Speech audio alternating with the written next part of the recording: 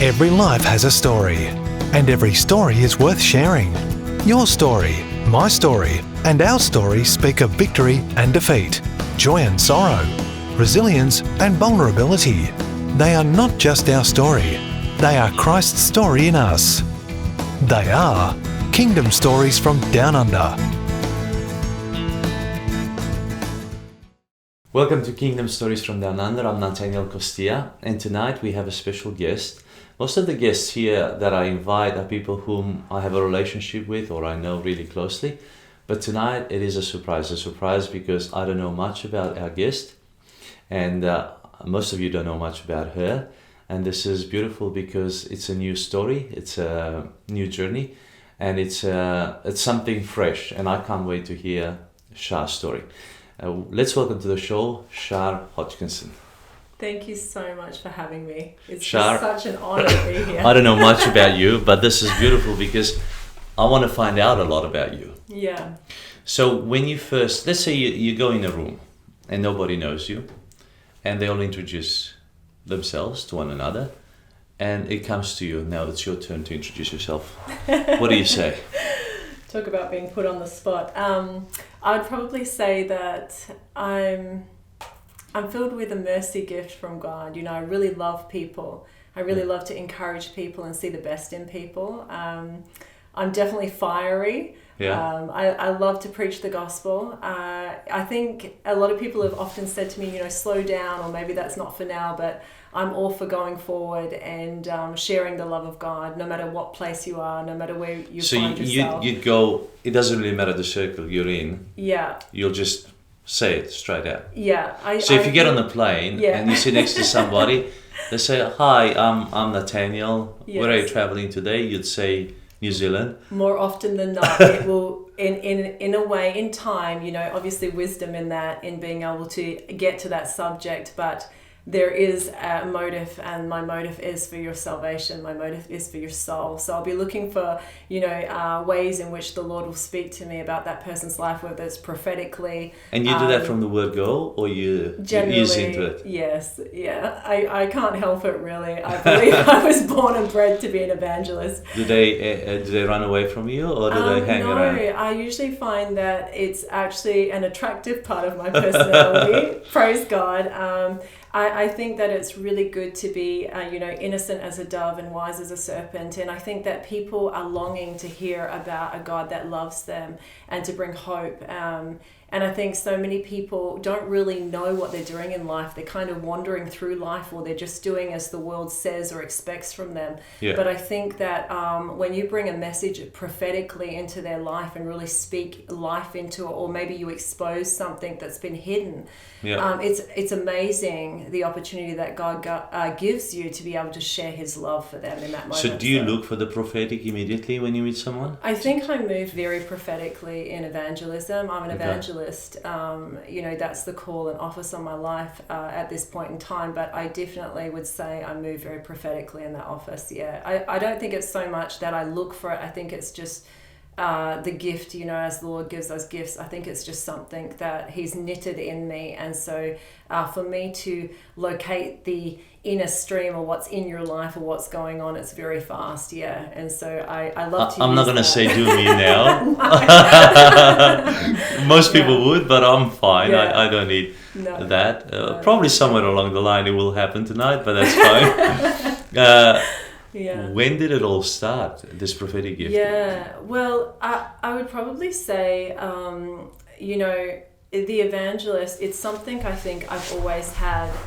As you get older, you start to look back and you can see where God really, it was always there. It wasn't something you know, we always grow in everything, but it was something that's always been there. And you don't get a junior Holy Spirit, you know, even when you're younger. And I like that. And so you look back and you think, wow. It was probably when it really showed up strong, I think, was my first year at school, my very first day of my first year at school. At 6 or 7? Yes, I think I was maybe 5 at the time, 5 or 6. And my mom said when she came to pick me up, I'd made a friend that very first day at school. And I was leading my friend to the Lord out in the car park, and we were 5 or 6 years old. So I think it's always been there. So you grew up in a Christian family then? I did. I grew up, my mum, she was just so in love with the Lord. It was a hard upbringing. We had our background and story as a family is quite challenging for everybody that was involved. I'm one of 4 siblings, and it was a single mum that brought us up, and she's an amazing woman of God. She was one that stood out in her own family to really follow the Lord, and she knew from a young person that she was called to the mission field, and so I've been brought up in a sense of from a woman who had a lot of issues herself, but even throughout those issues, she led me to a personal relationship with Jesus. I watched my mum relate to the Lord in her brokenness, and I think that, you know, I learned that really early on, that when you need Him, it's Him and Him alone. He's the only one you can turn to. And so, yes, I would say, you know, it was such a gift to have my mum, or to be given as a gift to my mum. This was in New Zealand? No, I was actually born and raised here. In Australia? Yes, my mum is English background or Australian background through and through. And then my mix is, my father is from New Zealand, so he is a Māori mix. And so, yeah, that's where And all your siblings I get my heritage from. From the same father? Yes, all 4 of us, yeah. So you were born in Australia, up north, or? Up north, actually, yeah. I was born, believe it or not, we were raised in an Aboriginal community. Okay. That community is called Roban. I was born in Port Hedland, which is a couple of hours from Roban. Yes. In a mining area, but it was really because I was coming early and there were complications. Other than that, I would have been born in Roban too, at the little hospital there. And then so your dad was working at the mines, I take? At that time, my mum and dad were together, and he was working, I think one of the early on, I think it was Point Sampson. Just out from there was like the first reclaimers that were built during that mining time. We're going back to 1980 here, so don't give away your age. I won't give away too much. And where are you in the 4 siblings? I'm the second eldest. Okay. So I have an older brother. Yeah. And then there's a sister behind myself, and then another younger brother. Okay. Yeah. So we have Zan, Shar, myself, Deanna, and Judah. Okay. Yeah. Beautiful names. Yeah. Thank you. So you grew up in a small town, mining town? Well, it was actually an Aboriginal community. Okay. Yeah. So it wasn't mining; it was Indigenous community. Mm-hmm. Yeah. So you were very much in tune with the land, with the spiritual world? Yeah, I mean, my mum was Christian at that time. My father wasn't. Church. There was a church there? There was a local Aboriginal church. Mm-hmm. And so it was funny, I didn't really realise when you grow up in a small community like that, you know, you don't realise that there's a big wide world out there. Yeah, and that's your world. Yeah, it's your world, and it's very simple. It was a very simple world for those years, and it was beautiful. And the Indigenous people, Aboriginal people, you know, of Australia live a very simple lifestyle in those communities. But there's also a lot of issues in those communities. Sure. That are still there to date. And so, you know, you kind of have that, you have the simpleness of what you're living, but you also have these issues that are there. So. And did you actually ever live in New Zealand? No. So you still have a Kiwi accent without living in New Zealand. Where did you pick that from, mum or dad? Or it must have been my father. They weren't together through a lot of my years, just my younger years. On and off, or just off? No, just off. Yeah, once that was finished. What's your first memory of dad? They will be quite personal. He is still alive. We don't have any relationship at this point in time, and that's been really a protection from the Lord, I believe. My earliest memory, unfortunately, would be that he was quite a violent man. But what I know of that people have told me about him is that he was very artistic. Okay. So I don't have that kind of music memory, or I think painting? Both musician and art. Painting and drawing. So. And when you say violent, was it due to alcohol or anger? Or it would be a mixture of those things. Yeah, it would be drugs, alcohol, violence. I think.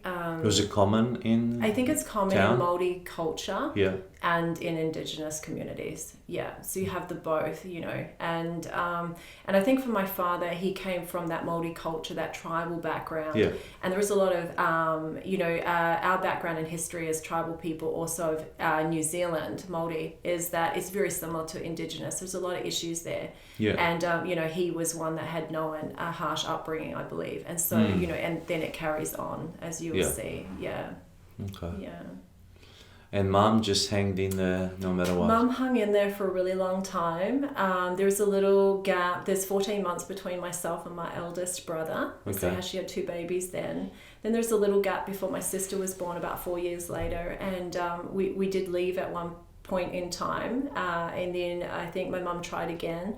And then the 2 youngest, my younger brother and sister, were born, and they're just such blessings from the Lord. You know, they're powerful, fiery people for God as well. And so they had to come. Yeah. But after that, it was really finished after that. I think my youngest brother might have been about 6 months old. And then after that, we never went back. Yeah. So you left? Your mum We did. took you and left? Yeah. And you went to Port Ellen? No, we left and actually came down to Perth for a period of time. Okay. It really wasn't safe for us to probably be our whereabouts known for a period of time. So we lived in a safe way here in the city of Perth, and her parents were here and my grandparents. And so, we came down into that environment and went into private school, and it was really the first time I recognized that I had any color in my skin. It was the first time that I realized I was very different, especially in a private educational system. Mm-hmm. I would go to school without shoes on. I would go to school. It was just a very natural environment in the desert, living with them. And so when I came down to Perth, it was the first time I think that I really recognized that I was so different to everybody else. How old were you? 8? 7? I'm not exactly sure of the age, sorry. Yes, a little bit older maybe. Okay. Yeah. So massive shift. It was a massive shift, and when we came... Culture shock. Yeah, it was. It was a really big culture shock for me. So it's something that I really relate with the Indigenous people, as to what that's like for them when we...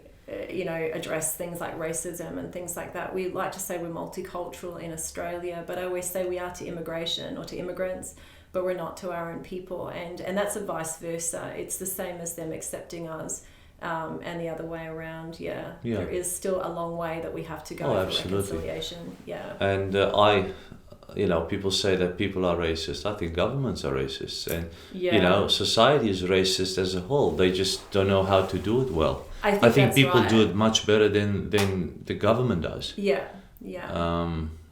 A lot of, even with, all this black movement in America, the government gets it so wrong. It does, yeah. And especially, like, I've been through Southeast Asia, many, many countries where so many different tribes coexist and live together. And they actually work it out much better than we do. Yeah. And without the government interfering or any... at times, there's rivalry between the tribes, but they work it out. Yeah. I think because you're dealing one-on-one with the issue and you're really moving towards reconciliation and actually what can help. But I think with the government, they're too busy worried about what the majority might say or even what a minority might say. Yeah. And because of that people-pleasing attitude towards it, instead of hitting it on the head and addressing the issue, we find that we go around the mountain. Yeah. And it doesn't really get anywhere. Yeah. No, that's very true. Yeah. So school back in Perth, challenging? Very much. And it's when another challenge kind of hit my life, which I think was a real tipping point for me, where it kind of hit me on a level of like a downhill, I think.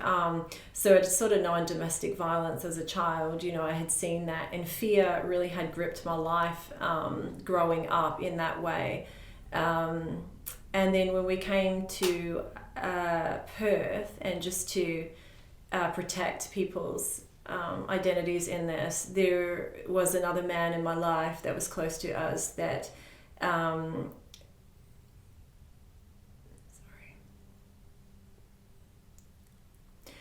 Yes, there was another man in my life that was close to us at that time, which we experienced sexual. Sorry. It's okay. Sorry. there's another man in our life during that time that we experienced sexual abuse. And so we went from, you know, kind of feeling unsafe as siblings with domestic violence to a predator that was sexually abusive, that was very close to us as well. And I think with all those things going on, it kind of led me to a point in my life, not to blame those things, but, you know, the common denominator would say that, you know, you're a really broken human being, you know. And I was, you know, This was in your early teens? I'm now still probably in primary school age and heading into my 12, 11? Yeah, into that age group. And I think because of that, and there was a time where it would have ceased, I think, because of my age, but there were other younger siblings behind me as well. Yeah. And so I think it was always around in our environment. Sure. It's just no one was lifting the lid on it. You know, it wasn't being talked about. It wasn't being exposed. And so I think by the time I hit my early teens, it's really difficult because for my mum, this is where it gets difficult. Sorry. That's fine. I think... you know, people would ask me, why didn't anyone, you know, where was your mum at this time? And I just want to sort of clarify that, you know, she was also situated in this abusive environment in both cases herself. And so because of this, it makes it really difficult to just get out of the abuse cycle. It seems to hit everybody. And so, you know, the abuse, even though it was taking place with us, you know, or with myself and my siblings at the time, you've also got this parent that's suffering too. And so I think, you know, for all of us, it was just such a crazy time in our life and a really dark time. Yeah. And through that, you know, I really walked away from the Lord. I knew him as a child. I loved him. I wanted to give my life to him. I was always like that, but I think there was so much taken and so much abuse that I ended up just, you know, I was looking for a way out. I was looking for somewhere where there was safety, and I hadn't known it. And so I began to give myself to partners or to people that I would think maybe would be a safe place, or where I could lean into, that they would care for me.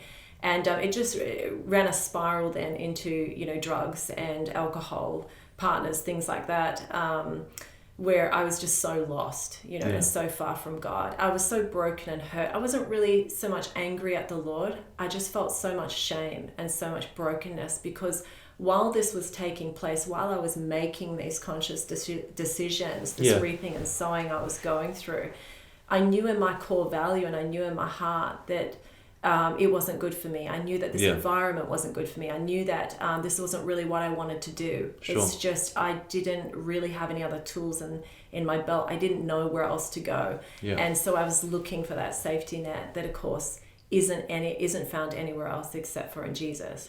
There were no friends or anyone that no one to land back on? I think when you go back, I think now we have a little bit more available to people that are going through, you know, domestic violence. You know, we've lifted that lid off now, and we're exposing this. You know, I have to go to my age now where I'm in my 40s, and if you go back to that time frame, I still think it wasn't exposed like it is today. There wasn't as much help. It was a taboo. People didn't talk about. And if it was brought up, it would usually be swept under the carpet in such a way, well, don't go back there, don't think about those things, you just know, forget it, just forget it, move on, go on with your life. You don't have to let it affect you, you know. And in some ways they were right, you know. It's not good to dredge things up all the time, but you needed healing as well. But you and you need one, you need it to stop, and two, you know, sometimes you need someone to just say, yes, this has happened. Like for me,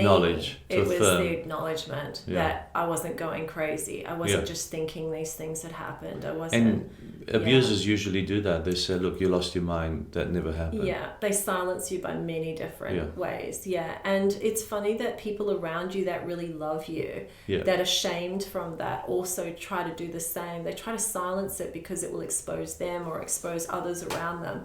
And everybody just wants it to be hushed, you know, and swept under the carpet. But unfortunately, for the most part, the victim needs someone to step up and say it's okay, because I think not only are you silenced with being able to tell anyone, Yes. they're very clever like that, it's that no one gives you the right to have your emotions. No one's giving you the right to feel, you know, and that too is abusive in itself, I feel. You know. There's no pause button. Yeah. It's either go, or just shift into another gear. Exactly. And what happens... There's no reflection. There's no reflection. And I think you end up becoming someone that you're just not. It's not your core value. It's not really who you are. And you're trapped. So you're trapped. Yeah. And this went on for how long? Right into your teen years? I think when I really walked away from the Lord, it probably began heavily around 16 years old. I moved out from home. Yeah. And I moved in with my first boyfriend at that time, again, looking for somewhere that was solid. I always knew the Lord. And so every time I made a conscious decision forward, there would be this unsettled inside myself about knowing what I was doing. So my natural intention was always, I'm going to marry this person. I'm going to give my life to this person because I want to cover this up. I want to cover this sin, you know. Yeah. And of course, praise God, he has a better, you know, wonderfully married now today for 16 years with my partner, but you know, his ways are better than ours, and so he's always delivering us out of those things. You know, he is the God that delivers. But yeah, I was probably about 16, and I moved out with my first partner, and from there on, it went for quite a few years. And it was probably when I got married, when I actually met my husband, it was where I was turning my life back to the Lord, but I was still really far from living a Christian lifestyle. Or did you finish school? I didn't. I probably went to school to about the age of about 12 years old. Mm-hmm. About 11 or 12, I would have academically finished. But I went on to raise a number of very successful businesses. I'm a hairdresser by trade, so I went into a trade, and I was good at it, artistic, and I rose to the top. Yeah, I'm a go-getter type personality. Yeah. And so from that, you know, I was really blessed. I feel like it was God's blessing along the way. I didn't just do an apprenticeship. I did it with the top company that we have here in Perth, Morris Mead. I was going to say. I did it with them, and then I learned from the best, and I learned from the top, and I was. How did you get an apprenticeship with them? Morris happened to be sitting in the reception just this one day that we were walking by in Myers. Back then it was a Hearns, I think, and he was upstairs, or maybe it was David Jones and a Hearns back in the old day. And in Claremont or here? It was in Burgoon, actually. Oh, in Burgoon, Garden City. And we were having to walk past, and I saw him sitting on the lounge, and I knew he was off the adverts. Yes. And I think I was with my mum at the time, and I said, I really want to do an apprenticeship, hairdressing apprenticeship. I had been saying this. I didn't want to go back to school. School for me was really difficult. You know, I had to think under pressure. Mm-hmm. And for me, with all my past, it wasn't that I wasn't smart or intelligent to pass school. The mind wasn't clear. I couldn't. Too much baggage. It was too much baggage at that time. Too much hurt. Yeah. And so he was sitting there, and I walked in, and we chatted for a couple of minutes. What did you say? How did you introduce yourself? Do you remember? No, I don't. I think he was just sitting there, and my mum began to talk to the lady at the reception. Yeah. Actually, not to him, not addressing him. And she might have mentioned something. Okay. And at that moment, I turned around, and I remember being really dressed up. And it was so funny. I remember being dressed up in somebody else's outfit that day, because we didn't have a lot. Okay. You know, I came from a single mum with 4 of us. And so for some reason, I was dressed in another outfit. Maybe I had an interview there. Okay. I think, but I didn't expect him to be in the building. Yeah. And I remember being dressed in someone else's outfit, and he took a liking to me there in that moment. Yeah. And I sat and I chatted for a minute, and that was it. I started the next week. Wonderful. Yeah. And so it started a journey of a very different part of my life. But God wastes nothing. Could you cover up in that environment? I was covering up. I was masquerading. So in that environment where I'm dealing with the rich and famous. It was a new facade. It was a facade, yeah.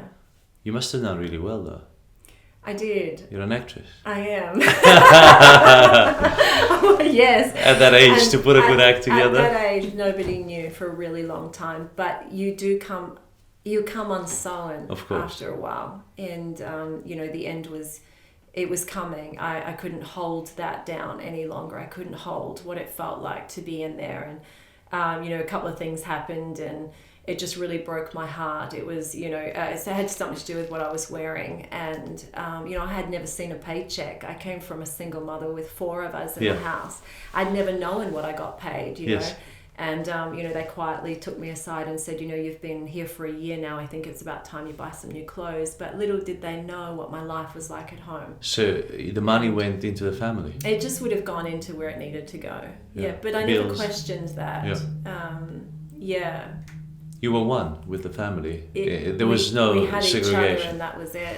Yeah. And at 16, you were still doing the apprentice when you left home? Yes, I was. Yes, I stayed doing that. And he was doing an apprenticeship himself. And so it just kind of worked. He was doing one, I was doing another. And so we were together for about 4 years, I think, at that time. So I went through into my, just before, my 20s. Yeah. So when that relationship broke, that would have hurt you as well? Yeah, it was devastating. At that point, I was angry at God. Yeah. At that point, I was really angry. I'd sort of gotten to that point where, again, the abuse hadn't come up yet. Yes. No one was talking about it. I've just left. And it was probably around that time after we broke up that I began to get angry. And that's when I went through a journey of, a lot of anger, a lot of resentment towards my mum, towards everyone, towards anything, the law, everything, whatever was rebellious I was going to do. Mm-hmm. Yeah. And then you met your current husband. Yeah, well, soon after that, I don't know how far to go into my background. There's a lot of testimony in there. That's fine. There was a time where I had to leave Australia because I was owned by a very powerful man, and that was the next relationship. And I had to leave for my daughter and my sake. And so So you had a child? I had a child. With the first or the second boyfriend? No, yes, with the second boyfriend, yeah. Okay. And I had a child, and she was about 2 years old at that time, I believe. Maybe a little bit younger, or maybe a little bit older. I'd have to. And you said he owned you? He owned me in a sense. I could not leave. I was in a really dangerous position and place, and they had made threats that if I didn't come back to him, that they would burn my daughter's father to death in front of her. It was things like this that were being said to me. From the in-laws or from friends? No, it's actually a third boyfriend. This is so sorry. That's fine. There's just a lot of complications in those years. And so I had a daughter to another gentleman that I really loved a lot, and we were on and off for about 5 years. But I ended up sort of in between that, getting into this relationship with this guy that really owned me in the end. There was no way out. He was a part of a gang here. And it was just really hectic. And so I was finding that I wanted to give my daughter up to my mum. I wanted to give my daughter away because I was too afraid of what life she would live. Yes. And I thought that my life was done. I'm nothing. There's nothing in me of goodness anyway. And so I just kind of lay victim to that type of lifestyle. But anyway, there was a time where I had to leave to be in a protective place for a period of time before I was able to. And we went to Germany, actually, where her father and her family, my daughter's father and family, were from, and we stayed there for a period of time. And that's when with your in-laws as such. Yes, and that's safe haven. Safe haven, and because you're in Germany, without a long-standing visa or being married, you cannot stay. Yeah. And it was just long enough to get a breathing space and to make a plan of how to come back into Australia, and hoping that he would kind of move on with his thoughts. And that's exactly what took place. And I was able to come back through into Port Hedland. Okay. And that's where we get to the meeting of my husband that I'm married to now. Yeah. So rather than coming back to Perth where the mess was? Yeah, I came back where it was not really, I wasn't going to be cited by anyone, for a time. So we stayed. So Port Hedland was a safe place for you, wasn't it? Even though it was home. Yeah, it was like where I was born. I did a full 360 and ended up back in this There's quaint something about the mining. land, isn't it? There's something about the land, yeah. God wastes nothing, ever. Yeah. Like where you're born, where you've lived, how you've grown. When you think that you despise part of your life because of the sin, He wastes none of it. Yeah. Yeah.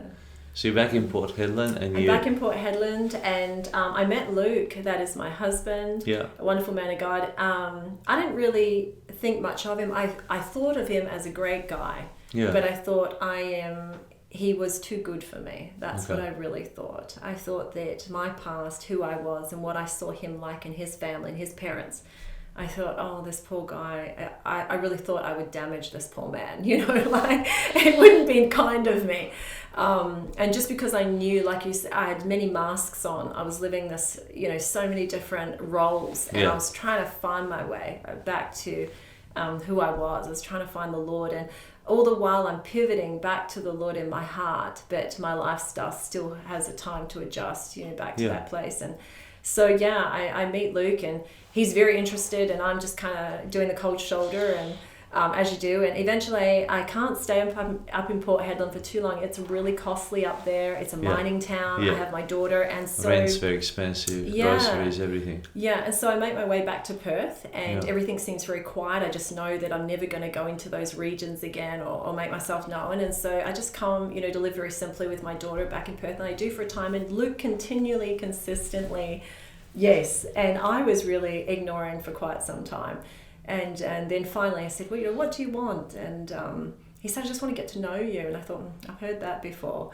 But he was going to Canada for about 12 months on this trip. It was actually something that he'd wanted to do for years. His family had encouraged him. His parents were wonderful people, and they paid this ticket. And he had been working as a tradie for a long time as well. And he'd saved up. He'd been in the mining industry. And so he was ready to go, And I said, okay, well, I knew he was leaving. So I thought this gave me an out, I could date this guy. And so it was the first turning point where I decided to date someone without letting them close to me in an intimate relationship. Because I'd really spoken to the Lord. Lord, I need you. I Was he a believer? No. No, okay. But you were turning around. I was turning around, but and I didn't think too much of it because I knew he was leaving, and so it just seemed easy to me. And so we dated for some time. He left, and after he left, he was just greatly disturbed that he had left, and it really wasn't long before he returned home. And when he returned home, the rest is history. We were engaged after about 6 weeks of looking at each other face to face over a few months period, because he lived in Port Hedland, I was in Perth, and then we were married, less than 12 months later. Okay. Yeah. How did he propose to you? Actually, his mum had cancer at the time. Oh. Yes, and so I think there was loss coming. It was inevitable in that sense of what they were walking out as their own family. Yeah. And I think when it came to me, it was like a decision point. I had this daughter, and I didn't want to just have these relationships. Yes. And I didn't want him just flying in. And so I said, unless you want to offer me something more, I'm going to cut this off. And so it was really a decision that he had to make, and he made it. Yeah. Good on you. Yeah. I'm very grateful for him. Did his mum survive? No, she's passed now, over 10 years now. Mm-hmm. Yeah. So you get married? We got married, and we had our son. Oh, you had a son? We had a son, Levi, the year or so later. Yeah, about a year later. So we have the two. We have Mercedes, and she was about 4.5 when we got married. She adapted well? She really, he loved her so much. I think the thing is about Luke, my husband, he's a father's heart. Okay. And he was the right person for me. And I want to let you know is before this happened with Luke, I cried out to the Lord out the front of my house at that time. I said, Lord, I need you to give me my husband, because I don't trust myself. I'm too afraid of what I will do, or what I'll put myself or my daughter into. I need you to give me my husband, and you must give him to me quickly. And that was Luke. Yeah. Praise God. So God has suddenlies, that are awesome. So. And how did the journey back to Christ start? Well, it was kind of together from that point. when I got married, I felt a sense of security, and that I began to really share with this guy. You know, he had married this party animal, he thought, you know. Yeah. And being from the Pilbara, you know, they often would go out and drink a lot. You know, it seems to be a part of our escape. Society up there, and so it was really like, you know, I began to say, I don't want you drinking so much. I don't want to be drinking so much, you know. Yes. And so we just started to do these little pivots, and I just began to talk to him about the Lord and how I was a Christian once and how I love the Lord. I want to bring my kids up this way. And he was just never opposed to it. Yeah. I think in some ways he had always believed in God. He had done, I think, a Catholic school for a number of years in his primary years. And to him it was, yes. He just didn't really know the whole gospel message, to really believe it. But I think in his heart, he's always been a believer. And so it was very easy for Luke to kind of walk into that. There was never a pushback from him. It was just something he accepted as, yes, he is a Christian and he's going to receive the Lord. And so there was a day and a time in a church where he put up his hand and he did the whole thing. And, you know, that was about, you know, maybe 5 years into the marriage where he really... got baptized. Yeah. Really when were you baptized? I was actually baptized as a young child. We were at a baptism. I can't remember my age. Maybe I was 6 or 8, somewhere there. Maybe I was a little bit older. My mum would know the answer to that. But when I was younger, and they were baptizing other people, and I remember the pastor said, "Does anybody else want to be baptized here?" And I ran through the crowd underneath everybody to the front, and I want to be baptized. And he baptized you there? And he baptized me there. Oh, what a beautiful story. And then I've been baptized again in Israel. Okay. I have heritage that is Israeli heritage on my grandmother's side, and so I managed to scooch over there before COVID, the crazy season came, and just had an amazing tour, and went around Israel, which was just amazing. And I was baptized again in the Jordan River there, which was many years after everything. So for me, that was really special. Yeah. Wonderful. Yeah. And then you carried on working as a hairdresser? I did, on and off, having my kids, but I didn't just do a hairdresser. After I had my first child, about 6 months, I designed my first salon. Okay. And so I went into business, and that salon was incredible. We opened the doors from the ground running. I hit the ground running, you know, from the word go, and that was in Port Hedland. And I say it like this, not to promote the financial side, but we literally went from zero to hero, to over $1 million through the till in the first year. Like, it was just phenomenal. Crazy. And I say that figure because you're talking about haircuts, you know, at $20 and that. So it just shows the amount of work and the amount of hours and people and and so staff. I had a 1-year-old, many staff at that time.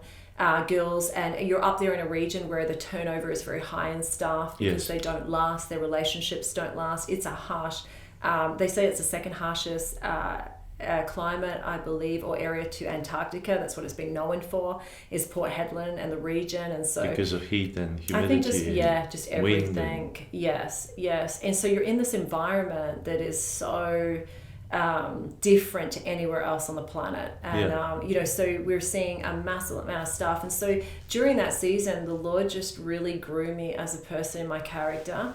I learned a lot of lessons through my shocking character, and praise the Lord, He's gracious and His mercy is there, and it's everlasting and overflowing. And so I was able to look and recognize this was just so broken, the way I handled myself, or it hurt somebody else. And so the abused becomes the abuser, and I was really such an abusive person, not because my heart wanted to be. I was never that personality, really. Just hurt. I was just so hurt and so you didn't know how to angry. express it, didn't know how to deal with it, and actually you mirror what happened to you. And so I wasn't the greatest boss, I have to admit. I was a taskmaster. I expected and demanded the best. I was the best, know, and so I kind of expected that. So you were also people. on the floor? I was also on the floor, so I was the largest taker in the salon, for 18 months. But that's where the real tip comes in, is after about 18 months of 70 hours a week with a 1-year-old. My son was born very premature. He had to be resuscitated a number of times within that first year. I was not sleeping a lot. I had all the staff. Who was looking after you? My husband and myself. My husband would be a shift worker.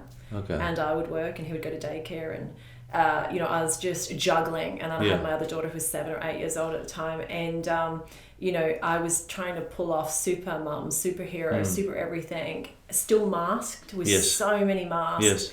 And I hit a tip point where it was like I went into hospital having a full nervous breakdown.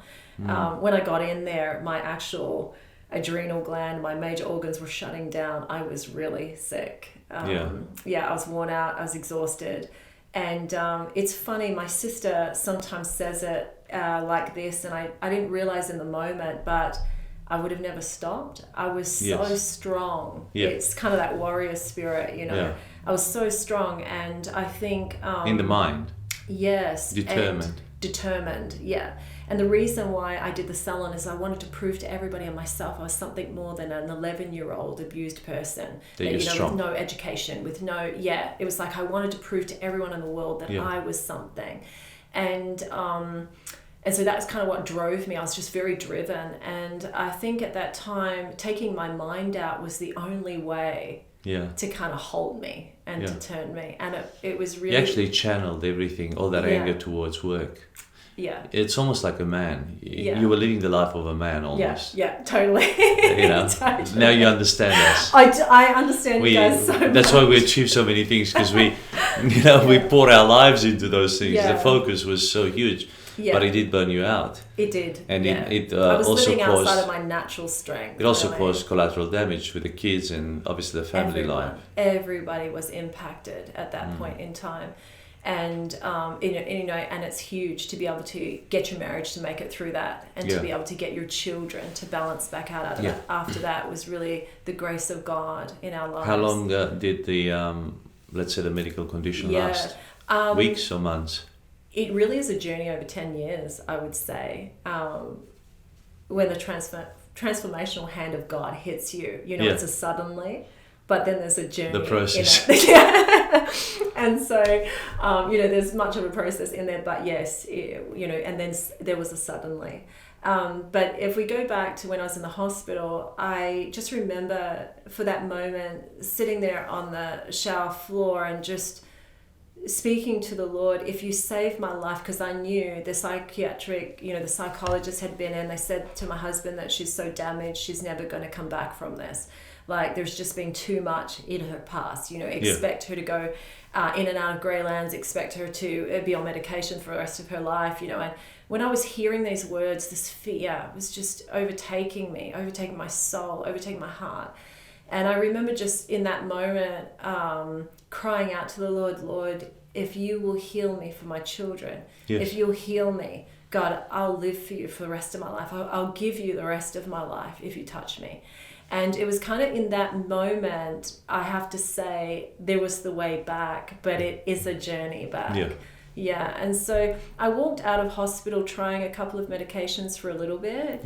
But it really was a couple of weeks in, I decided that I'd become very agoraphobic. I had become just so fearful, panic disorder and all sorts of, they had diagnosed me with post-traumatic stress, all those big labels. And I just remember sitting in my house and someone introduced me to actually Bethel Church at the time. And you have to go back and realize we have so much online now. Sure. But back then, there wasn't the same thing. Some tapes occasionally, maybe a couple of YouTubes or something. But they had established an online movement that was really amazing. There was a lot of worship and a lot of time that you could spend with the Lord, soaking. And so I call it my Bethelization, where Jesus, he just, and, we ran. And I know it's the Lord that did it. We ran the School of Supernatural Ministry at Churchlands. Oh wow! Yes, of course you did. Yes, I do know that. Yeah, you're right. Yes, I've had that conversation, and so it was really that moment that someone introduced me that I just began to watch it, and I say 8 or 9 hours a day. My husband said way more. But because I'd only sleep a few hours, and then I'd be back up. But I practically couldn't look after my children at that time. I couldn't look after myself at that time. I was very anorexic. I was kind of going through these stages where I know I have to eat, and I'm really working hard on just being able to manage myself, but I couldn't manage anything else. So my husband really pulled up a big weight at that time, and my mum flew in, and she was a missionary in Thailand at that time, and my family's phenomenal in what they've done for the Lord. Coming out of such broken places, the phenomenal story across my family is just amazing.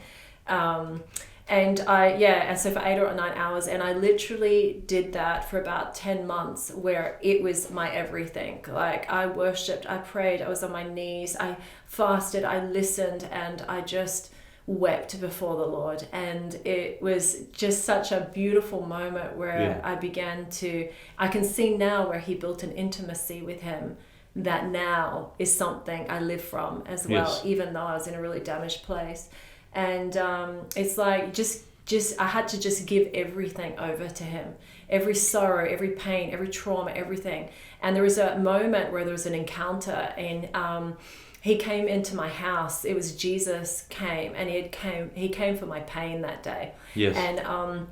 And I knew he had come in, and I was kind of in this moment where I was had been weeping, and when he entered, it's like he sealed my eyes shut, so I could see him in the spirit, but I knew he was there in the physical too, because I'd seen him enter through the front hallway, and he was coming towards me. And at that time, he sealed my eyes shut, and my heart could see him, but I couldn't look upon him because he was so glorious and so beautiful. And when he came, I knew as he was advancing me, he'd come for my one thing, my pain. But I began to say to him, you can take anything else you want. You can take my life, you can take my marriage, you can take my money. Yes. You can even take my children, I said. But you can't have that. I earned it. It's my right to keep it. It's what costed me. Yes. Wow. It's costed me. It's what I lived out. It's my pain. And it's because it was like, it was the only thing I knew. It was my whole makeup. It was the fuel. It was the fuel. Everything. Yeah. And it was like, I earned this. Yeah, I paid the price. I paid that price for it. I was telling him. But he's so beautiful and kind. He didn't say anything. He just kept coming.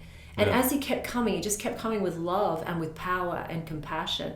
And when he came towards me, there was like this prophetic act in a moment that happened where I didn't even know what a prophetic act was. I'd been out of church all my life. I didn't hear the lingo. Yeah. But it was like, I just remember bringing my heart out from my chest and holding it, and it was my everything. And as he cupped it, I felt his tangible touch. As he cupped my heart, as he cupped my pain, it was gone. It was like an immediate gone. And it was just release, discharge, everything. Like a sealer. Boom. Yeah. Like there was nothing left. Vacuum. And then after a minute or so, I just kept feeling for it, because it was like I was empty, I was light, there was nothing left. And that then created kind of this wave for a moment of, if you sweep the house clean, you have to fill it. Yeah. And so there was this moment of where these nerves, this fear began to rise again. Lord, I began to say, I can't feel anything now. I have no emotion. I felt dry, because I'd never known peace. Empty. It was empty. It was pure empty, serenity. Pure. Yeah, and in that moment, he asked me a question: what can I do for you? What can I do for you? This was the question from Jesus asked me. What can I do for you? That's beautiful. And the rest, it goes on from there as I make my way through my life. But we just had an incredible encounter. And when I looked at the time frame, because I'd rung my husband before, it was about 4 hours had taken place, and it felt like it was only moments. Yeah. And that unlocked the healing. It really, it was a real pivot point for me. I got on an aircraft shortly after. And I said to the Lord when he asked me what can I do for you? I just blurted out, I want a father who knows me. I want a father who knows who I am. I want a father who loves me like you love me. And I don't know what I was really saying at that time. And I boarded a plane for Singapore, and you have to remember I was agoraphobic. I couldn't even get my car to drive my kids to school. I couldn't even go into a shopping center. I'd gone from this big personality owning this shop, running this, to just nothing, and it was funny at the time, before I had that encounter, my mum had rung from, they had a missionary crew. She's, a founder and set off of Help Save the Kids in Thailand, Burma, Myanmar. And, they rang me and they said, we need some money. The girls are tired. The missions are tired. There's 5 of us. We want to go to Singapore. There's kingdom invasion happening over there. And, will you send us? And we're in mining, and I had the company, and so it was doing well. And so, of course, we were able to supply what they needed financially to build that ministry overseas. And so I said, yes, of course. I rang Luke, my husband, said, can we release, this money to them, and can they go? And when I hung up the phone, I never asked about myself. Yeah. But as I was having the encounter with Jesus, my husband was having an encounter with the Lord himself in his office at work, where God said, book her tickets, business class, book her tickets, because she's going to ring back and I want to send her. She's going to go. And so I asked for this Father that loves me, this Father who knows who I am. And when I ring back 4 hours later, I go to my husband, I want to go to Singapore. I want to be able to get on this flight, but I'm about to say, I can't do it. And all the usual is going to about to come out. And my husband just cuts me off and says, I already booked you tickets. I think God spoke to me. You're meant to get on this plane. Listen, and he begins to, I'm like, no, I can't. And he begins to say, no, you can. I've booked business class. You can sleep. You can rest. Your mum's going to be there on the other side. I've spoken to them. Everything's okay. And I got on that plane and I made it over there. And that's where God gave me a spiritual father that has just loved me in my brokenness and loved me in my rebellion and loved me in my worst moments, and has been such a confident, an encouragement, a love, a healing to me. And I was given one of the greatest spiritual fathers that I think any daughter could have been given. Yeah. That's beautiful. Yeah. You needed that. I did. I need someone very trustworthy and safe. We need God in a man. Yeah, we do. Sometimes we need to see him. It needs to be lived out. We know he's God, and we know he's our Heavenly Father, but especially for you who has been hurt, who has been, molested, violated in the young period of your life, you needed a physical man. Yes. In the presence, I'm talking. You do. I think we need to live it out. Yeah. Yeah. Who embodies God. Yes. Because sometimes you can't see the Lord. Because then you think that all men have some issues. Yes. So unless there's someone mature, somebody that can carry that for you or show that, model that for you. And I think for me, I couldn't see the Father properly because of the lenses that were attached to me and the shame and the victim of what I was carrying, the narcissistic personality, all of it. I couldn't see him clearly, but through this man, through being given this Father that loved me so much, the scales fell off. Yes, I was able to see what my father really looked like through his life. Yeah. That's beautiful. Yeah. Fast forward to today. Yeah. What are you doing today? Well, today I'm working in full-time ministry. Praise God. Yeah. I had 3 salons, but in 2019 I felt the Lord say, I want you to put everything down in the natural. I'm going to give you spiritual tools to pick up. Yeah. And so it took a moment for us to make that decision as a family, because we really relied on that income. Of course. And we did, and we made that decision. And today I find myself in full-time ministry. Again, I didn't really think that was for me. I thought the marketplace was where I was going to be an evangelist. But his ways are amazing. And when I think about all the visions I've had, or what I've seen, or what the Lord's shown me about, my own personal part to play in all of this, it really boils down to being in ministry full time, and he's shown me that since I was young. I just kind of... So did you start a new ministry, or you part of a church ministry, or parachurch? Yes, I really believe in being part of the local church. Okay. I just want to really encourage people, be part of your local community church. Absolutely. And through that, when God is ready to lift you up in due season, he will do so. And so I started a parachurch ministry about 12 months ago, where if I had started it even slightly too soon, it wouldn't have worked. But starting it when God began to open the doors, he really spoke to me one night. He woke me up. It was a powerful meeting moment, an intimate moment with the Lord. It was a vision. It was during COVID. And I just, in obedience, moved on that. And from there, the rest is kind of where we are today. But an Exodus Projects was birthed at that time, you know. And it's been so fun. And what Exodus Projects is an evangelistic missionary movement to take the gospel into society, no matter where that looks, whether it's with the local church, gearing up with them, training and equipping, whether it's in marketplace, we're kind of looking for all areas to get into the community. And we have a lot of projects behind it. We do lots of things from missionaries being deployed into regions to training and equipping schools, to Jesus Nights Perth, where it's a deliberate action Evangelism. taken to thunder the gospel in the heart of a city, where it's got worship and fun stuff. So it has lots of different angles to it, but one of our biggest things that we're really building towards is discipleship in this program, is how to train disciples that know how to train disciples that can train disciples. And so it's a really big heart of ours in what we're sort of moving to in the future with the project. So we do a lot of outreach, a lot of evangelism, a lot of that type of thing, and moving with the local church always, never again. So you're part of CRC? I'm part Christian of Revival CRC Church. Yes. Which is just 50 pretty meters much, that way. It's just next door. We are in the holy corner. And we're neighbours, guys. This was your pastor's office. You probably don't know. I did not know that. This was Clive Poston's office. Okay. I'm in a good So it's a place. holy office. There's anointing here. That's why I moved in here. Yes.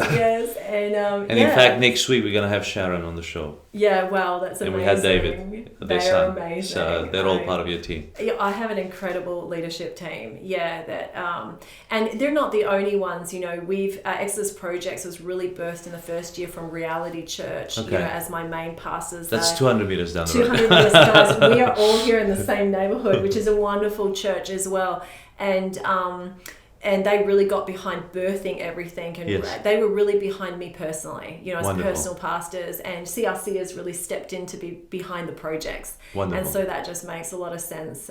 We work as a para ministry, we get to work with all churches, which is super exciting. Yeah, so we were expanding churches. And now you are going up north. You're taking a team in a few weeks. Yeah, we're launching our second team up north, actually, which is back to the local area where I was born and raised. You're going to Rayburn? We're going to Rayburn, Rayburn and Port Hedland to share the gospel. And so our main outreach arm on this is for the Indigenous people. Wonderful. And I'm really going back for that next generation. And you're taking our cameraman. We're taking, behind the scenes, guys, is my beautiful admin and the cameraman, and we're taking both of them that are in the room with us. That's wonderful. He's done the equipping as well, the evangelistic intensive as well. He did the School of Revolution. Wow, fantastic. Yeah, which is awesome. What's the legacy? Obviously, there's a lot to do with evangelism and discipleship. What would you like your kids to remember you by?